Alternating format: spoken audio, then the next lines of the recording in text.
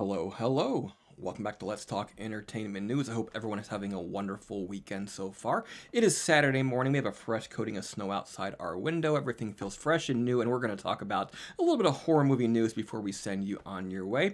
It looks like A24 is set to release its first new horror movie of 2025 come March. It is called Opus. It stars John Malkovich, and we have the first image to look at in just a moment. Before we get to that, just a few things for you to do for us. We are trying to get to 5,000 subscribers. We had hoped to get there before the end of 2024. We didn't quite make it. We need about 75 more of you to please hit that subscribe button. While you're at it, hit the alert bell, like, comment, send some supers, or become a member for $2.99 a month. If you do comment, keep it friendly, keep it on topic, don't make it personal, and we'll get along fine. We want an antagonism-free channel here where everybody feels free to offer their opinions as long as they can get along with others. It's not what you say, it's how you say it. All right then, A24 horror movie Opus stars John Malkovich as Popstar cult leader, and here is the image. See if I can scroll it up just a little bit. There you go. That is a good-looking bald head. I'm assuming he's had some work done to have that. Probably a skull cap.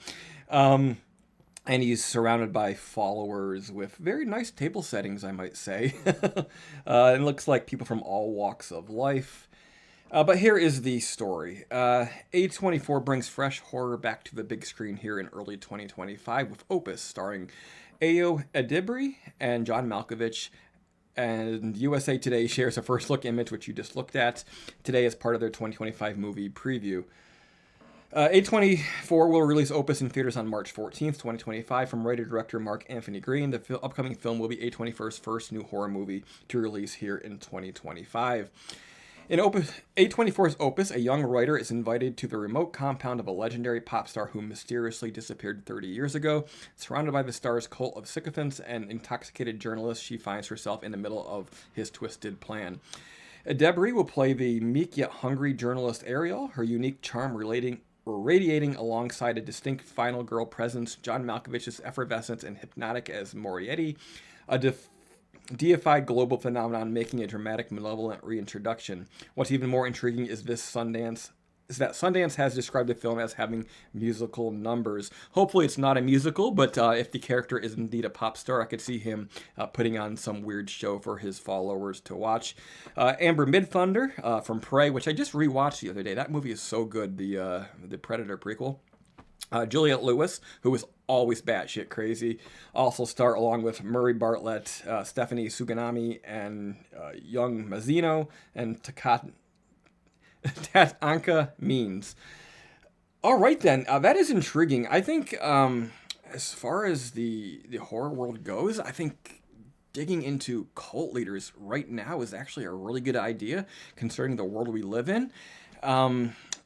Some people have always worshipped their stars, but in the world of social media, where you have unprecedented interaction with your gods, with the things you're a fandom of, that's really changed the game. And then now, through things like YouTube and Facebook and Instagram and all these other services, common people have managed to build huge followings around them, and it's weird that there's YouTube channels with tens of millions of subscribers that many people have never heard of. Like, how can there be stars in the world, stars who are so big, but the general population hasn't heard of them yet, because the world has changed so much and the way we interact is so fragmented across many platforms, and this has caused this idea of cults of personality forming around people to spill more prevalently into the political world as well. And now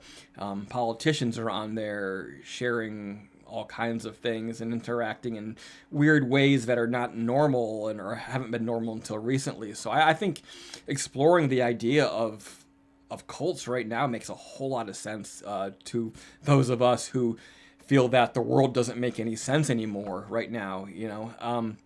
If you're a little bit younger than me, perhaps this is the world that you've been born into and you've known nothing else. But I am 42, growing up right there on that cusp of the internet coming into the house. But it was another 10 years or 15 years until things really changed.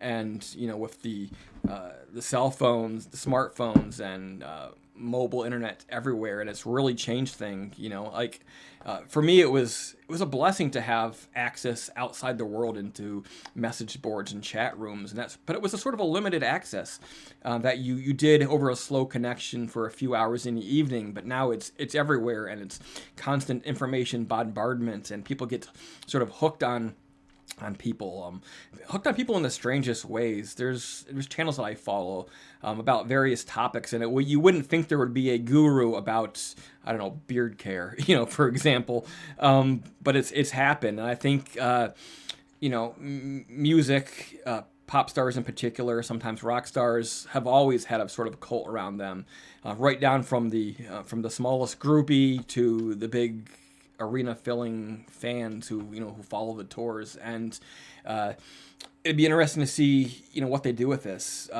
John Malkovich is great in everything he's ever done, pretty much.